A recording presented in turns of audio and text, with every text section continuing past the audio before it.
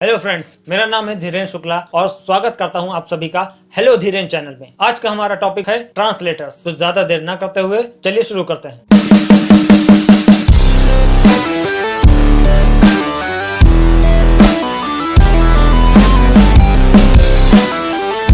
तो फ्रेंड्स, जैसा कि मैं आप सभी को बता चुका हूं कि ट्रांसलेटर्स एक प्रकार के सिस्टम सॉफ्टवेयर ही होते हैं, लेकिन इनका क्या कार्य होता है चलिए देखते हैं।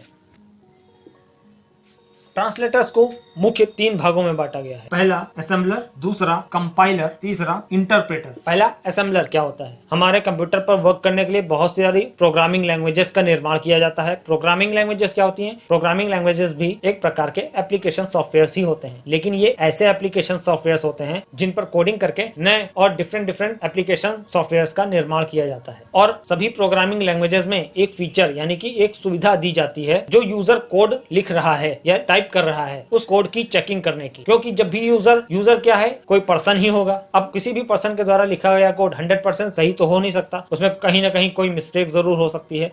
तो लिखे गए कोड को पहले चेक किया जाता है।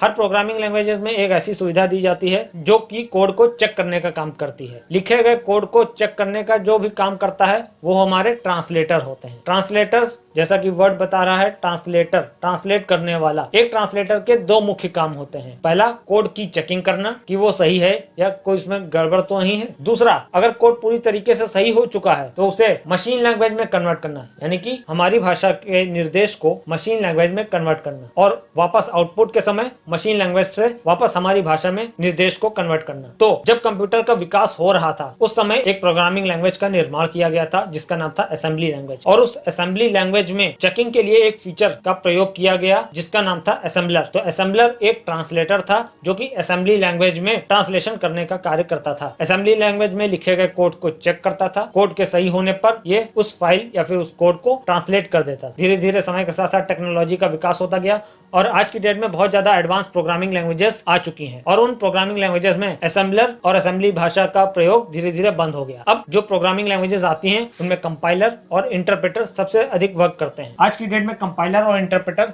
दोनों का ही प्रयोग किया जाता है। क्या डिफरेंस है इनमें चलिए देखते हैं। इनमें केवल छोटा सा ही डिफरेंस है इनकी वर्किंग का। ये दोनों अलग तरीके से वर्क करते हैं। चलिए देखते हैं। लेट्स से कि अगर एक ये फाइल है और एक ये फाइल है, इसको हम कंपाइलर से चेक कर रहे हैं और इस फाइल की चेकिंग हम इंटरप्रेटर से कर रहे हैं। 1 2 3 4 5 6 7 8 9 10।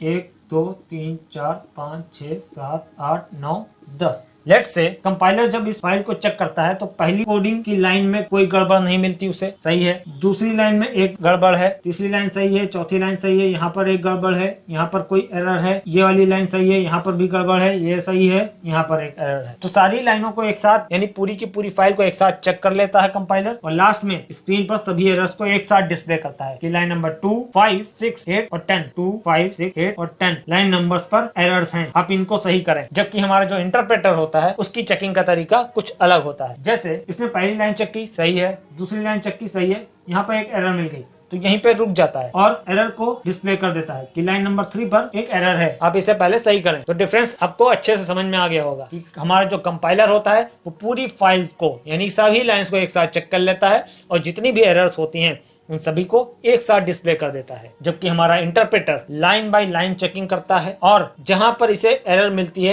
ये वहीं पर रुक जाता है, आगे की लाइनों को चेक नहीं करता है। जहां पर इसे एरर मिली ये वहीं पर रुककर उस एरर को डिस्प्ले कर देता है। जब तक वो एरर यूजर ठीक नहीं कर देता तब तक आगे फाइल की चेकिंग नहीं की जाती। एक बार इस लाइन को सही कर देगा यूजर तो दोबारा इस फाइल की स्टार्टिंग से चेकिंग होगी, पहली लाइन, दूसरी लाइन, तीसरी लाइन। मानिए यहाँ पे ये भी लाइन सही हो गई, अब ये भी सही हो गई, ये भी सही हो गई, फिर से यहाँ पर एरर मिली तो अब ये यहाँ पर रुक जाएगा। लाइन नंबर 6 पर अब एरर है, आप इसे सही करें, आगे की लाइंस को चेक नहीं करेगा। तो इस प्रकार से ये लाइन बाय लाइन चेक करता है। तो इनमें से ज्यादा परफेक्ट चेकिंग कौन करेगा? जो लाइन बाय लाइन चेक कर रहा होगा। जाहिर सी बात है जो लाइन बाय लाइन चेक कर रहा होगा वो ज्यादा परफेक्ट चेकिंग करेगा, जबकि कंपाइलर सभी को एक साथ देख लेता है। ये आप उसी प्रकार से एग्जांपल के रूप में समझ सकते हैं कि जैसे कि एक टीचर आपकी टेस्ट कॉपी को लेता है और सारी की सारी लाइंस को, सारे के सारे टेस्ट को सरसरी नजर से देखकर एक बार में चेक करके अंदाजे से नंबर दे देता है। वहीं पर दूसरा टीचर जो लाइन बाय लाइन एक एक लाइन को पढ़कर चेक करता है और कहीं पर भी छोटी सी भी कोई गड़बड़ होती है तो वहां पर नंबर कट जाते हैं। तो ज्यादा अच्छी चेकिंग वो टीचर कर रहा है जो लाइन बाय लाइन पढ़ करके नंबर आपको दे रहा है, जबकि जो एक साथ पूरी फाइल को पढ़कर चेक कर रहा होगा उसमें एरर के छूटने के चांसेस बहुत ज्यादा हो सकते हैं। लेकिन इसका मतलब ये नहीं है कि कंपाइलर हमेशा